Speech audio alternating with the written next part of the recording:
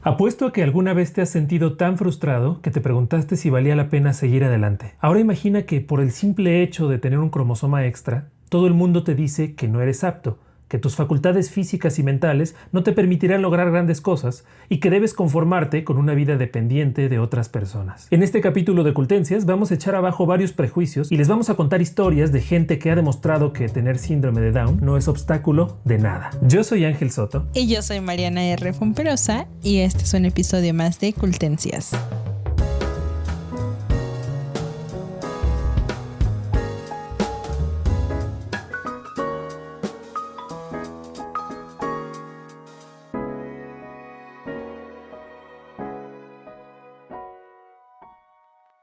Cada vez que empezamos un nuevo capítulo de Cultencias en medio de esta pandemia, me siento como en ese meme de no lo digas, no lo digas, no lo digas, no lo digas. Nueva normalidad. No entiendo. Creo que no he visto esos memes. ¿En serio? No. Te digo que en esta contingencia y confinamiento he tratado de estar lo más alejada que puedo de redes. No sé cuál es el meme de moda, no sé de qué están hablando, si están hablando del nuevo capítulo de Rubí, si se están quejando de Betty la Fea. Lo cual es un gran logro para pasar la mayor parte del tiempo en tu casa y no estar tan pegada a las redes sociales. Es que sí, no es bueno, se los recomiendo, háganlo, pruébenlo. Intenten una tarde alejarse de su teléfono. O al menos alejarse de redes sociales, no entrar a Facebook, no entrar a Twitter, no entrar a Instagram y verán cómo su paz y salud mental mejorará significativamente. Te desintoxicas de internet. Sí, porque pues además todo el día estoy en internet porque mi trabajo eso así lo requiere. Porque vives del internet. Básicamente. Básicamente sí. Yo decía lo de nueva normalidad porque siento que ahora es como el lugar común, ¿no? Todo el mundo dice, y ahora me estoy adaptando a la nueva normalidad, o ahora con esta nueva normalidad tenemos que aprender. Y sí es cierto, es decir, es natural que todo el mundo hable de eso porque vivimos una situación anómala y tenemos que aprender a convivir en esta nueva normalidad. Sí, pero pues también hay otras cosas que probablemente en la nueva normalidad van a seguir existiendo porque pues así somos, ¿no? O sea, solamente hay que aprender a vivir de una nueva forma, pero sin perder de vista temas importantes que nos hacen crecer como personas. Y ya que estás en ese tono inspirador, les platico que hace unos días salió por ahí la noticia de que la revista Vogue, la edición italiana de la revista Vogue, puso en su portada, en una de sus portadas de la edición digital, por primera vez a una modelo con síndrome de Down. Esta chica tiene 18 años, se llama Ellie Goldstein y se convirtió en la primera modelo con síndrome de Down en aparecer en la revista después de que la línea de cosméticos de Gucci la llamara para su campaña. Así es, Ángel, y creo que está, responde muy bien a un momento en el que la moda ya lleva varios años tratando de ser incluyente, no solamente en mostrar modelos que desafían los estándares o los cánones de belleza. Es más común ahora que veamos a modelos de talla grande, modelos con discapacidades, probablemente, o sea, a la mente ahorita me vienen de las más representativas es Ashley Graham. Good morning, I am Ashley Graham and this is my glamour photo shoot. Que es modelo de talla grande. Me parece que es como talla 40 y es una de las más exitosas, ha aparecido en miles de portadas. Y también a Winnie Harlow. If you haven't heard about model Winnie Harlow, you're definitely missing out. Quien tiene vitiligo y que ha aprovechado muy bien, o sea, hacer de sus manchas en la piel algo muy característico de ella. Y creo que ya era momento de empezar a impulsar a la gente que tiene habilidades diferentes y que no es solamente una característica física lo que las hace resaltar, ¿no? La inclusión de Ellie en esta campaña de Gucci es justamente eso. Y lo que decía Alessandro Michele, el director creativo de Gucci, es que lo que él quería hacer al incluir a Ellie era mostrar personas que se sintieran libres y que fueran ellas mismas usando o aprovechando el poder que les daba el usar una máscara para pestañas que están lanzando apenas. Entonces por eso escogieron a Ellie, y si tú ves las fotos de Ellie se ve súper bien así, con un gran collar de piedras y sus ojos bien marcados, con una expresión muy liberadora, creo yo, y creo que eso es lo que hacía falta, la representación de todos los tipos de personas en los medios. Y lo que Ellie decía es que ahora ella quiere, pues sí, representar a más marcas grandes, porque si bien es la primera modelo con síndrome de Down que aparece en Vogue o que aparece en la campaña de una marca grande como Gucci, no es la primera modelo con síndrome de Down. En ocasiones anteriores han desfilado modelos en New York Fashion Week, pero son con marcas pequeñas o con colectivos que apoyan a personas con capacidades diferentes. Sí, precisamente la agencia que representa a Ellie se llama CBD Management. Uno de sus objetivos es precisamente mejorar la representación de las minorías en los medios de comunicación y pues hacer visibles a quienes tienen tanto una afectación como el síndrome de Down, como quienes tienen alguna otra discapacidad, e incluso, según declara en su statement la propia agencia, entre quienes se identifican con identidades de género que no son las más comunes. Sí, que no son binarios, y eso también es algo súper importante, porque mientras más representación y visibilidad tengamos de las minorías, mayor la aceptación será de ellas. Uh-huh.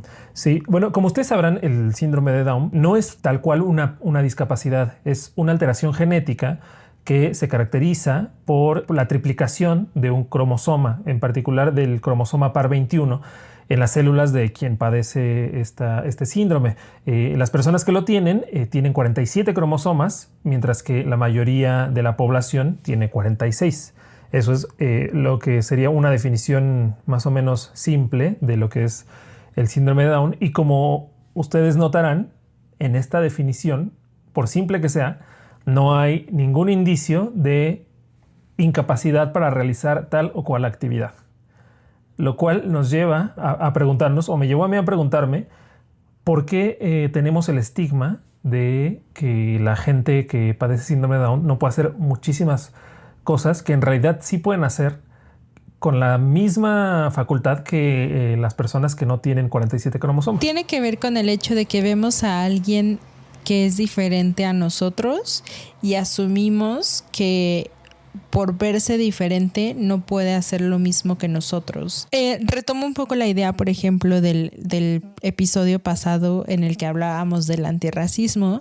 Me hace acordar mucho cuando Yalitza Aparicio empezó a tener como toda esta visibilidad por su participación en Roma, y muchos asumían que por el simple hecho de tener rasgos indígenas no era posible que, 1, estuviera en una película de Alfonso Cuarón, y 2, estuviera nominada al Oscar. Y 3, que estuviera ahí en la alfombra roja y en la ceremonia con todas estas luminarias que tanto admiramos porque son las estrellas de cine que toda la vida nos la hemos pasado idolatrando.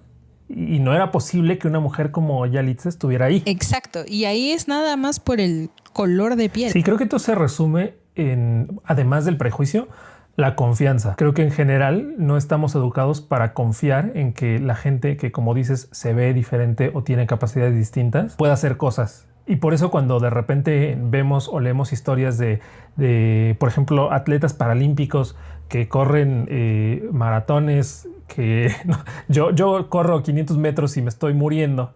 Entonces, de repente nos sorprendemos de que atletas paralímpicos tengan la capacidad de un rendimiento increíble, pero en realidad, es decir, claro que es encomiable, pero tampoco debería sorprendernos porque son completamente capaces de hacerlo. Exacto.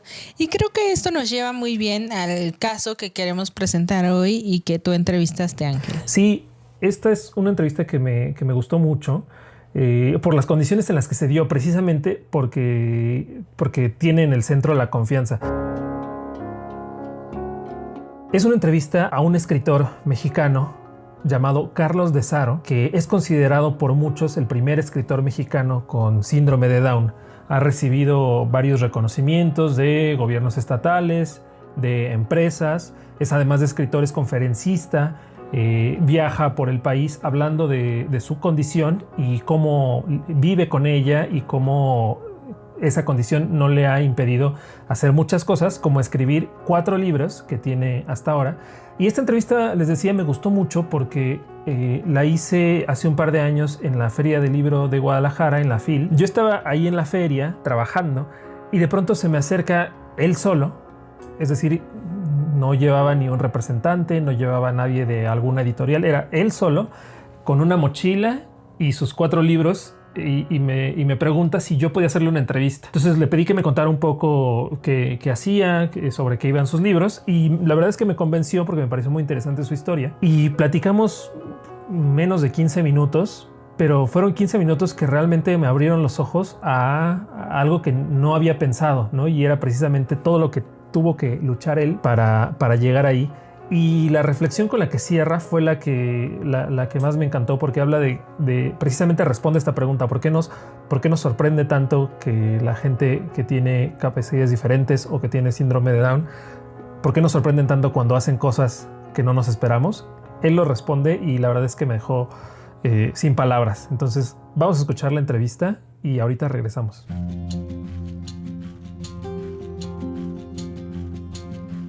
Escribo libros más que nada de motivación.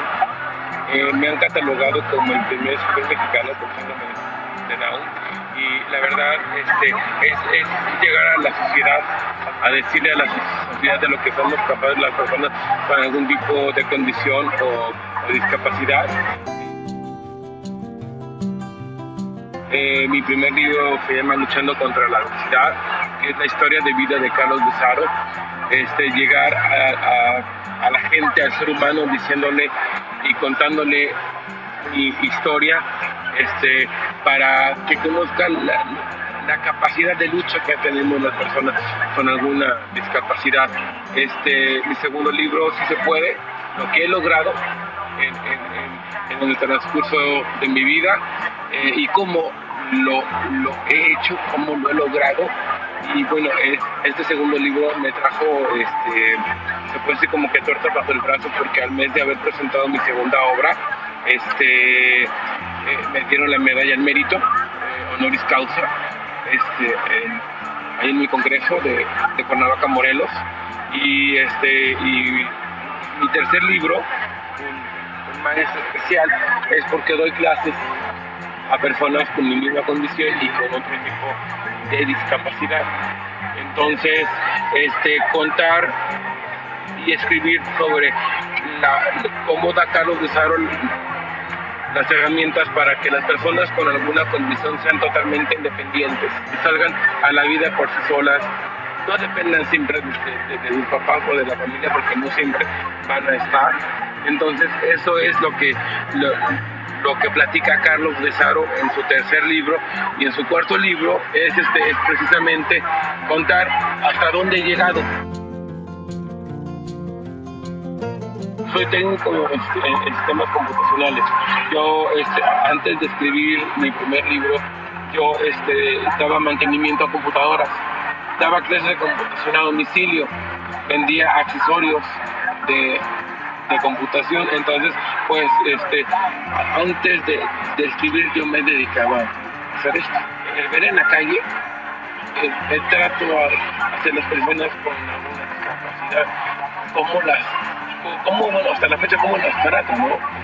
En la calle, en lugar de ayudarle a alguien a cruzar la calle, se alejan, se hacen a un lado, te ven raro, te hacen bullying. Entonces, al ver todo eso, yo dije, creo que es momento de contar mi historia para que la gente se dé cuenta de lo que podemos lograr. No porque seamos personas con alguna condición, no tengamos el derecho a hacer algo. Yo lo llegué a pasar, me decían, ahí en el camión de la basura por ti, mongol, todo esto. Entonces, pues creo que no es la forma. El hecho de que te quieran ofender es hacer menos a esa persona, pero también hacerse ellos mismos menos.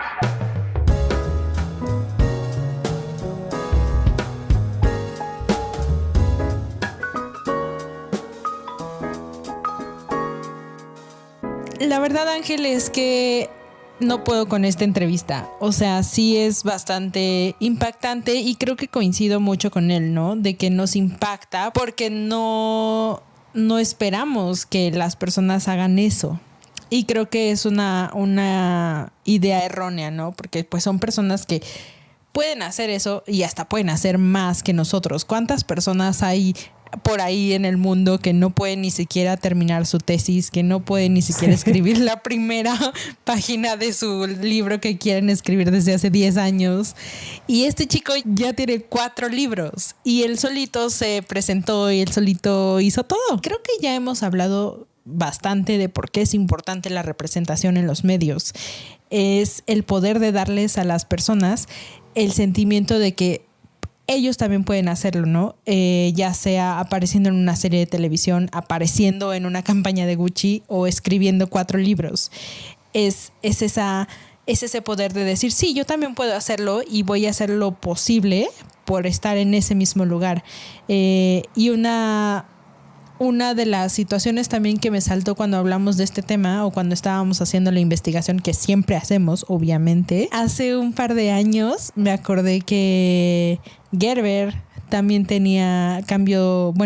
incluyó en su imagen a un bebé con síndrome de Down justo por eso, porque querían impulsar la aceptación o el demostrar que las personas con capacidades diferentes valen lo mismo que un modelo de bebé Gerber típico que podrías pensar con ojitos azules y güerito y regordete. Y esto aplica no solo para la representación en los medios, es decir, no solo para escribir libros, para correr maratones, para participar. Está el caso también por ahí de un chico que participó junto a su padre en Dakar, y un peruano, y además ganaron, me parece.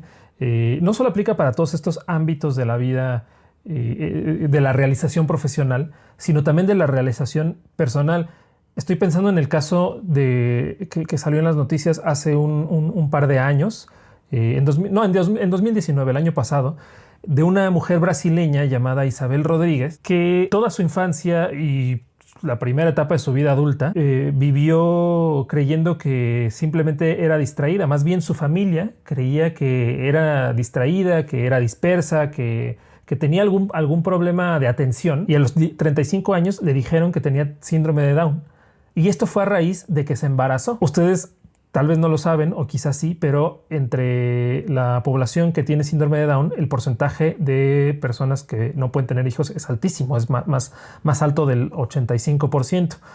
Entonces, digamos, esta mujer llevaba su vida relativamente normal. La sacaron de la escuela en 3er grado porque no podía lidiar con la escuela como los otros niños. Después de los 30, se casa con un primo que se enamoró perdidamente de ella, que tampoco sabía que tenía síndrome de Down, y se embarazan de su primera hija. Y es ahí cuando van a hacer el seguimiento del embarazo que le dice el doctor que tiene síndrome de Down y que había una alta probabilidad de que su hijo o hija tuviera también el síndrome. En este caso, como el padre no tiene el síndrome, las posibilidades eran 50-50. Lo más difícil no fueron los 9 meses de gestación ni dar a luz, sino que la familia, una vez que supo que tenía síndrome de Down, no confiaba en que ella pudiera criar a una hija. Y 20 y tantos años después, ella pudo callarle la boca a su familia cuando su hija se recibió de la universidad, y era su orgullo máximo porque básicamente el padre tenía que trabajar todo el día, y entonces ella crió a su hija sola y logró que con su apoyo se titulara en la universidad.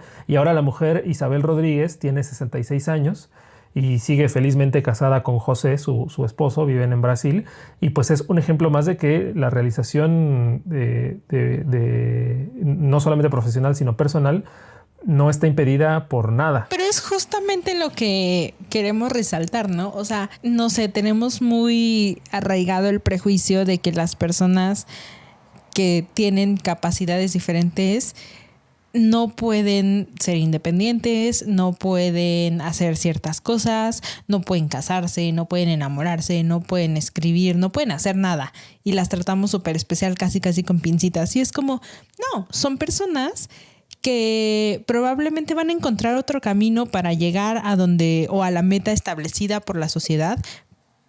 Y puede que sea más lento, puede que sea más largo, pero sí pueden llegarlo y sí pueden cumplirlo. Entonces, esto es como la importancia o lo que queremos resaltar en este capítulo. En realidad no importan las etiquetas, no importan las categorías en las que esté una persona. Si se lo propone, lo va a lograr. Punto. No sé, siento que estamos muy inspiradores y tal vez sea el confinamiento lo que nos hace hacer esto. Sí, como que nos ha hecho abrir los ojos a las nuevas posibilidades del mundo, ¿no? Y a todo lo que teníamos antes y no valorábamos.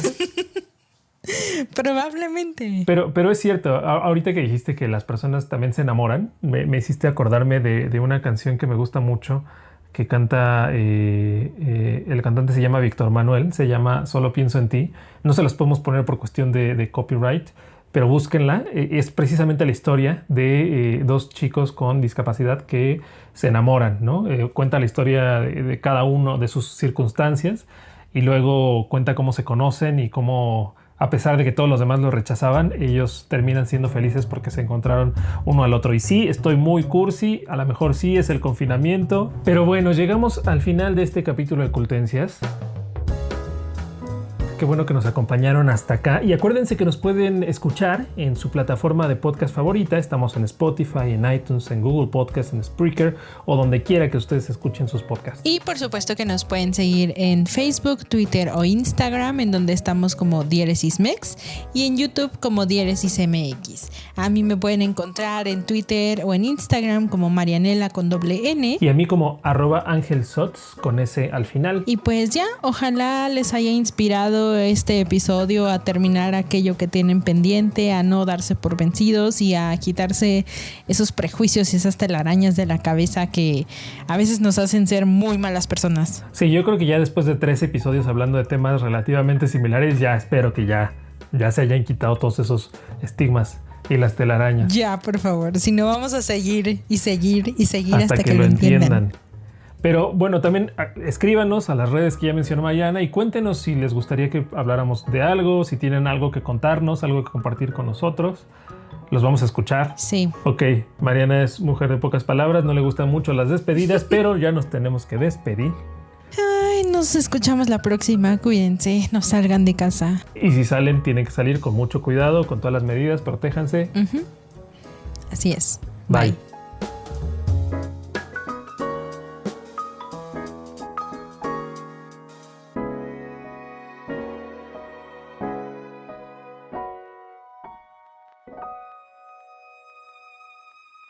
Y ahora esto es lo que debes saber esta semana. Que la reina Isabel lanzó una edición especial de una ginebra hecha artesanalmente con 12 diferentes flores y hierbas cosechadas a mano específicamente del Palacio de Buckingham para ayudar justamente al mantenimiento de su palacio y residencia oficial. Esta ginebra tiene un costo aproximado de 1,130 pesos y está hecha con una mezcla de diferentes especias y hierbas que le dan un sabor muy particular. Lo que llama la atención es que lo recaudado de esta bebida alcohólica será destinado al Royal Trust, que ayuda a mantener el Palacio de Buckingham, que, si no lo sabías, es una propiedad que no pertenece a la reina Isabel, sino a la corona británica, es decir, es propiedad de los ciudadanos del Reino Unido. El enigmático Banksy volvió al metro de Londres para realizar una pieza que promueve el uso del cubrebocas como medida contra la pandemia de COVID-19. En su cuenta de Instagram, el artista urbano subió un video que muestra a un hombre, que se supone es el propio Banksy, vestido como elemento de limpieza del metro. Con su inconfundible estilo, Banksy pintó varias ratas con mascarillas en uno de los vagones, que sin embargo fueron borradas al poco tiempo debido a la estricta política anti-graffiti de la empresa Transport for London, aunque tuvieron la puntada de ofrecerle a Banksy la oportunidad de hacer una nueva versión en una ubicación más adecuada. Espera, es que pensé que escuchaba los tamales. No. ¿Ya tienes hambre?